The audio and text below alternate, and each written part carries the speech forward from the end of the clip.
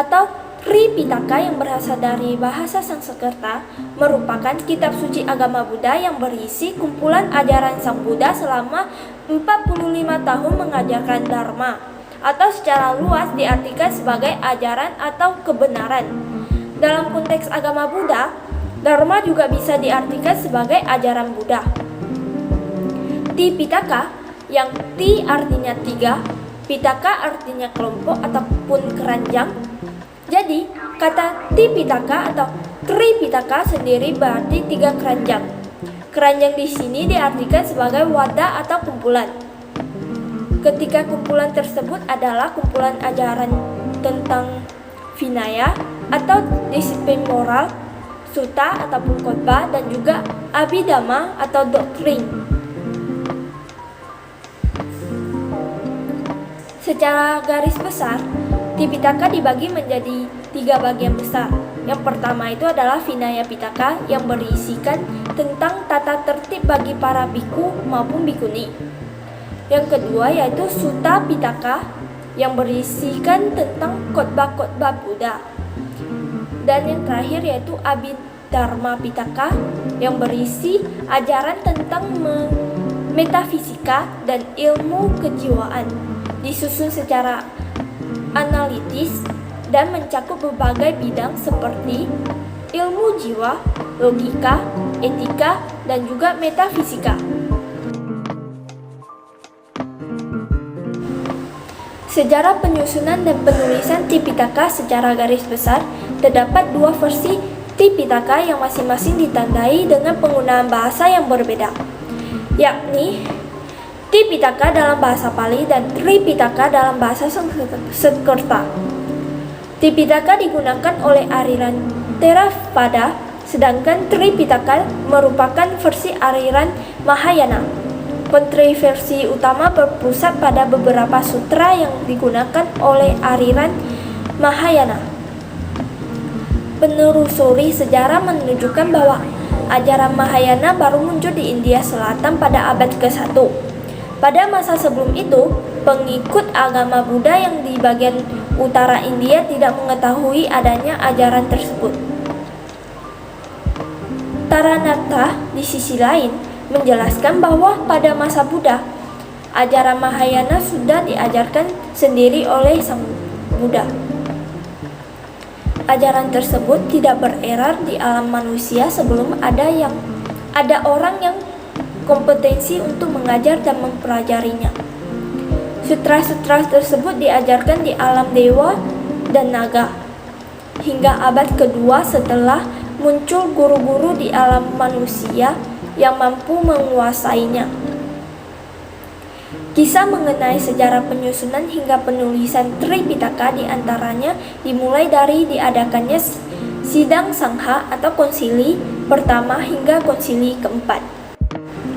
Konsili pertama diprakasari oleh Y.A. Mahakassapa Thera dan dilatar belakangi oleh ucapan Bhikkhu Subhana yang menganggap dengan para nibbadanya Sang Buddha, para bhikkhu bisa bebas dan tidak lagi perlu mengikuti aturan-aturan dari Sang Buddha. Untuk menjaga keutuhan ajaran, Y.A. Mahakassapa merasa perlu diadakan sidang untuk menghimpun dan mengulangi kembali semua ajaran Sang Buddha. Sidang diadakan 3 bulan setelah wafatnya Sang Buddha dan berlangsung selama 2 bulan di Goa Satapani, Raja Gaha, dengan disponsori oleh Raja Ajata I. Sidang dihadiri oleh 500 arahat. Y.A. Upali mengulangi Vinaya Pitaka dan juga Y.A. Ananda mengulangi Sutta Pitaka. Mengadili Y.A. Ananda atas beberapa kesalahan yang dilakukan selama mendampingi Sang Buddha. Konsili kedua, sidang ini dipimpin oleh Y.A. Revata dan dihadiri 700 arahat. Diadakan 100 tahun setelah Konsili 1 dan berlangsung selama 4 bulan di Vesali dengan disponsori oleh Raja Kalasoka. Dilakukan pengulangan Vinaya dan juga Sutta. Terjadi perbedaan penafsiran Vinaya hingga terbagi menjadi dua aliran, yakni Mahasanghika dan juga Sthaviravada, yang nantinya merupakan cikal bakal aliran Mahayana dan juga Theravada sekarang. Konsili ketiga, sidang ini dipimpin oleh Biku Magaliputta Tissa dan dihadiri oleh 1000 arahat. Diadakan lebih kurang 230 tahun setelah sidang pertama dan berlangsung selama 9 bulan di Vihara Asokarama di Pataliputta dengan disponsori oleh Raja Asoka. Tujuan sidang ini adalah untuk melindungi kemurnian ajaran. Diulanginya ajaran Abhidhamma sehingga lengkap Tipitaka. Konsili keempat dipimpin oleh Biku Rakita Mahathera dan dihadiri oleh 500 biku. Diadakan lebih kurang 450 tahun setelah sidang pertama dan berlangsung selama 1 tahun di Vihara Aloka, Sri Lanka pada masa Raja Vatagamani Abhaya. Tipitaka untuk pertama kalinya disalin di daun pohon palem. Demikianlah ajaran Buddha yang selama ini diturunkan secara lisan akhirnya dituangkan ke dalam bentuk tulisan. Tipitaka terdiri atas banyak sekali sutta yang jika ditotalkan mencapai 8.000 lebih halaman dalam bahasa Pali. Banyaknya jumlah sutta tidak jarang membuat banyak orang yang meragukan validitasnya karena mengingat pada awal perkembangannya Tipitaka dilestarikan secara turun-temurun secara lisan. Hal ini bisa dipahami karena bagi kebanyakan orang, menghafal jumlah sutta yang sebanyak itu adalah hal yang tidak dimungkinkan. Keraguan tersebut bisa dijawab oleh adanya biku-biku pada zaman sekarang yang mampu melafalkan keseluruhan isi Tipitaka, bahkan mampu menjawab pertanyaan-pertanyaan yang terkait isi Tipitaka. Biku-biku tersebut dikenal dengan sebutan Tipitaka Dara. Anda bisa coba membaca riwayat Minggu Sawihadal dan juga bagaimana keseluruhan proses pengujian Tipitaka Dara yang berlangsung selama 5 tahun. Para arahat di zaman Sang Buddha tentu tidak diragukan lagi untuk memiliki kemampuan mengingat yang luar biasa.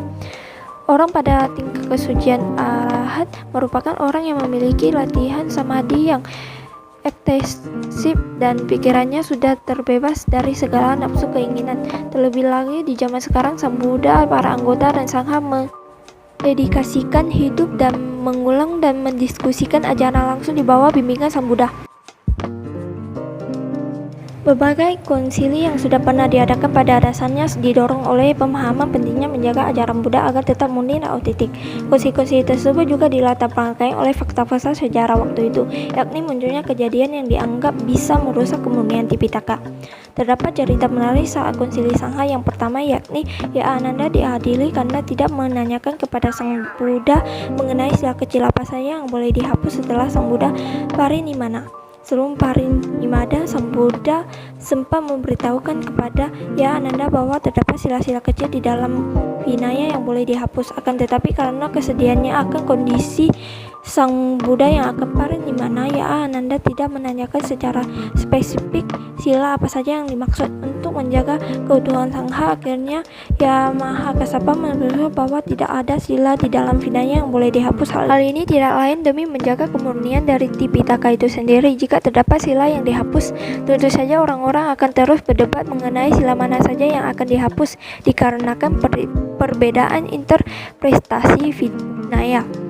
Hingga saat ini tidak ada satupun Vinaya yang diubah maupun dihapus karena tidak ada orang yang memiliki kewenangan untuk melakukannya. Jumlah sutta yang begitu banyak membuat membuat pembelajaran terhadap Tipitaka menjadi satu pekerjaan yang cukup melelahkan. Jika Anda berusaha untuk membaca semua sutta yang ada, tentu saja akan sangat banyak waktu dan energi yang dibutuhkan. Oleh karena itu, Anda perlu memulai dari memahami kerangka penyusunan Tipitaka. Kemudian Anda bisa dengan mudah menentukan sutta mana saja yang sesuai dengan persoalan yang sedang dihadapi. Cara lainnya adalah memulai dari sutta-sutta yang selama ini sudah terkenal dan sering dibabarkan oleh anggota sangha kepada umat awam dan dalam berbagai kesempatan. Jadi itulah ada sedikit materi mengenai Tripitaka. Jika terdapat kesalahan dalam penyampaian ataupun pengucapan kata-kata, mohon maaf. Sekian, terima kasih dan Namo Buddhaya.